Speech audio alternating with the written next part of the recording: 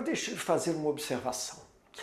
Quando nós pedimos, os professores em geral pedem isso, quando alguém recomenda que você estude, se essa recomendação fosse dada há 30, 40 anos atrás, ela teria um sentido. Hoje tem outro. Porque hoje, quando um professor pede a um aluno que estude a parte teórica, ele não está pedindo que você memorize. Ele está pedindo que você entenda. Então, na hora que você estudar a teoria do texto, não se preocupe em guardar todos os nomes. Você simplesmente leia com calma e atenção o que está impresso.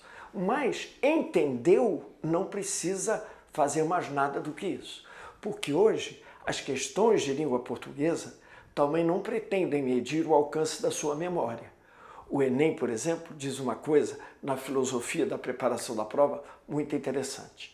Ele diz assim: não estou interessado no que o aluno traz de casa como conhecimento. Eu estou interessado no que o aluno faz na prova com o conhecimento que eu dou a ele. É interessante isso, porque no enunciado da questão você vai ter informações e o Enem quer ver, e as provas feitas com qualidade no país, que são muitas, elas pretendem verificar se você sabe usar o seu conhecimento. Hoje, o mundo é do usuário, não do memorizador. Portanto, isso é uma coisa que você tem que ter em mente. É muito difícil que nós hoje saibamos todas as informações, mas é muito importante e indispensável que saibamos usar as informações de que dispomos em nosso conhecimento. Então, esse nosso texto hoje vai falar da intertextualidade. Porque, veja, como é que você aprende linguagem? Como é que você aprendeu a falar, a escrever? Basicamente por imitação. Nós, quando somos crianças, escutamos os sons e repetimos. Alguns desses sons nós vamos guardando, outros abandonamos, porque não vemos, por exemplo, as crianças, às vezes, quando utilizam determinados sons, não sei se você já observou, mas, por exemplo, quais são as consoantes que as crianças aprendem inicialmente a falar? Aquelas que ela pode pronunciar com os lábios. O P, o B de bola e o M. Então, toda criança, ao emitir os primeiros sons, só fala P, B, M. Porque essa estratégia de pronúncia, ela aprendeu mamando, ela aprendeu juntando os lábios. Então, ela não pronuncia F. Nenhuma criança recém-nascida pronuncia o J, mas eles pronunciam pá, bá, má. Por exemplo, por que com o A? Porque A é a vogal que os filósofos antigos chamavam de vogal universal. Nós falamos o A dormindo. Então, todas as 3 primeiras sílabas que qualquer criança do planeta aprende, inicialmente são o pá, o bá e o á.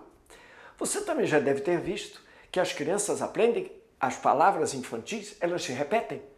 Au, au, totó, neném, babá, dindinho, dindinha, papai, mamãe, vovô, vovó, neném, todas se repetem.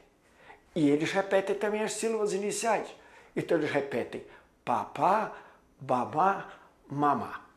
Certamente quando você era pequenininho, que pela primeira vez dizia no seu berço pá, pá, pá, pá, pá, se por acaso seu pai estivesse passando perto do berço, certamente ele ia ficar apaixonado por você. Puxa, o meu filho já está me reconhecendo. Só que, ao fazer isso, o seu pai certamente abraçou você, lhe deu carinho, calor do corpo, e você aprendeu a primeira aula de linguagem. Quando você emite um som e esse som lhe dá prazer, você guarda e repete. Assim nós aprendemos a língua. Você vai escutando os sons e vai repetindo aqueles que ficam convenientes para a sua sobrevivência comunicativa.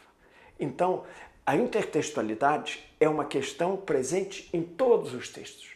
Todos os nossos textos são cópias de outros, mas existem algumas cópias que são mais óbvias, como está na teoria. A citação, quando eu coloco um texto completamente idêntico ao original. Uma alusão, quando eu me refiro a esse texto na expectativa de que o leitor entenda a alusão que eu fiz. Porque esse é o problema da intertextualidade. Quando você usa, pode ser que o leitor compreenda, pode ser que o leitor não veja, porque isso depende do conhecimento de mundo de cada um.